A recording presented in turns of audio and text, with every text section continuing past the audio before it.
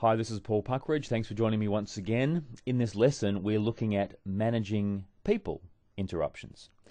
Managing people means colleagues and other people who can walk through our work area or simply drop in and want to catch up with us. So with your workbook handy or something to write on, let's have a look at 10 strategies.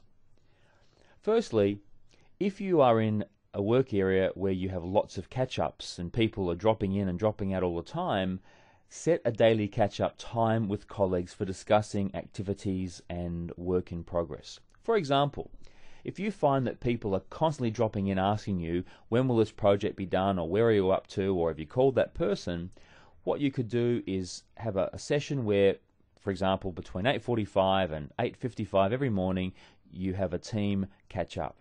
This is especially useful when you have a team working on projects, and that way you can all find out what each other is doing. Number two, when you want to talk to someone in your team or perhaps a customer, don't just ring them up and go with what's on your mind. Create a list of things to discuss and then go to them. I've known many people who have been working away, they've remembered something that they had to ask, and they picked up the phone or they walked into a work area and they just dumped the question. What I'm suggesting is, if I'm working away and I have to speak to Jonathan about something, I will go to my spiral notebook, I'll write down the name Jonathan underneath that, speak to Jonathan about whatever the question is, and then keep working. Later on in the day, when I meet Jonathan, I'll talk to him about these 2 or 3 items. So sometimes I can, as I'll talk later, I'll batch my interruptions, but in the meantime, rather than interrupting straight away, I simply write it down and keep working. We would have learned at one of our productivity programs about circadian rhythms and the importance of understanding your peak time or downtime. So when I want to catch up with someone, I always ask myself, is this a peak time interruption or a downtime interruption? A peak time interruption would be things that involve problem solving, decision making, brainstorming, critical client management. Downtime interruptions include, a cup of coffee, a chit chat, how's it going, what's happening, how are you, etc. So I'll always try and identify what the urgency is and whether I can do it when I need a high level of concentration, or whether I can do it at 2 o'clock or 3 o'clock in the afternoon. When someone walks into your work area at 10 o'clock in the morning and you are already working on a project, then you could say to them, Fred, right now I'm in the middle of a really important proposal. Would it be okay if we caught up a bit later? Or, Fred, I'm sorry, but right now is not a good time. Can I come and see you in about 25 minutes? I just have to finish off a couple of things. Or, Fred, I just have to finish off a couple of things. Could we catch up a bit later on this morning? Now, obviously, you have to find out what it's about. You don't want to send someone off if there's a crisis. But in most cases, we can ask for a better time, especially if you're in the zone.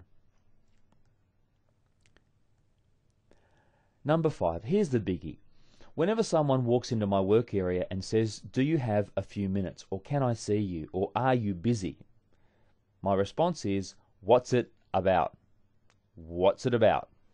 And then they'll say to me, well, it's about the Christmas party, or it's about the Jones project, or it's about such and such.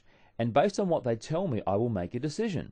Do I need to drop everything and have this discussion, or can I have it later on today? And if it has to be discussed right here and now, then I'll say to this person, sure, let's discuss it now, but I've got 4 minutes. Is that okay? So I'll often, especially with someone who I know might ramble or rave on a little bit or go off on tangents, I'll give them a time frame which I have for that person. Number 6, just as in the telephone interruptions, we said rather than a telephone call, ask for an email. Sometimes when someone comes in and says, I'm having a lot of problems with X, Y, Z, ABC, You could say to this person, that seems pretty complex. I'm happy to give you some thoughts. Can I ask a favor? Can you send it to me in an email with points, and I will look at it and get back to you and reply. So when someone comes to you and they are machine gunning out every single point, stop and ask them for an email. And that way, the very fact that they have to go back and think about what they want to say means that you're probably going to end up with a shorter series of questions rather than a long, lengthy interruption. How many visitors' chairs do you have in your work area? If you're a leader or a manager, you might have several visitors' chairs. Well, guess what? Visitors' chairs encourage people to visit and sit down. So remove them or put something on the chairs. I've discovered that when someone's backside is sitting in a chair in your office, it's hard to remove them. Maybe you want to have one chair, but don't have multiple chairs. Otherwise, your room will end up being the surrogate meeting room, and that's probably not a good idea. Number 8, instead book a meeting room or a room in the office for more formal catch-ups. If you don't have a meeting room, you could go to a coffee shop downstairs or around the corner if that's more appropriate. One of the things I'll try and do is have informal meetings around afternoon tea time. So it actually achieves two things.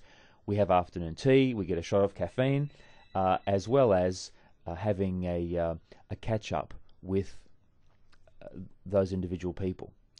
And if you do have meeting rooms in your work area, then you can make time to book a room and catch up. Number 9, if you have an in-tray, by the way, this also works with an inbox, in other words, email, avoid reacting when you see things that have been dropped in it.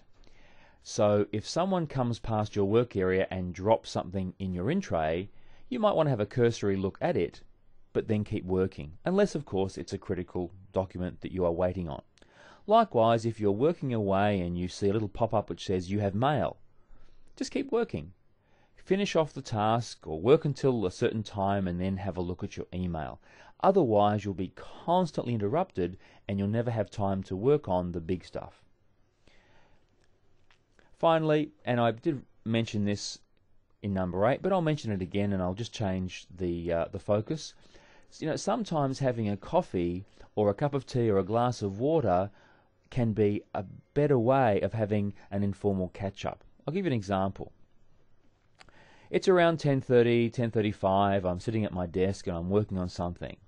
Somebody walks in and they want to speak to me, and I've assessed that, you know what, it's reasonably important that I help them. If I haven't had a cup of coffee, I'll say to them, hey, listen, why don't we go to the kitchen and get a coffee?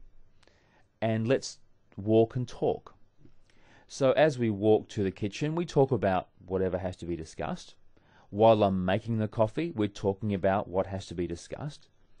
I might even start drinking the coffee in the kitchen, and we discuss the item. And then I'll say to this person, all right, well, I'll look after that when I get back to the desk, or I'll do that later on today, or I'll take care of that tomorrow, or could you please send me an email about that?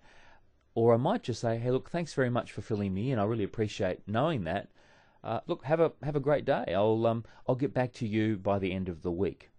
And I then walk back to my desk without that person tagging along. And that way, I've left my work area, I've gone to a third place, in other words, the kitchen, had a coffee, and now I'm coming back. What I don't want to do is use my work area as a meeting place.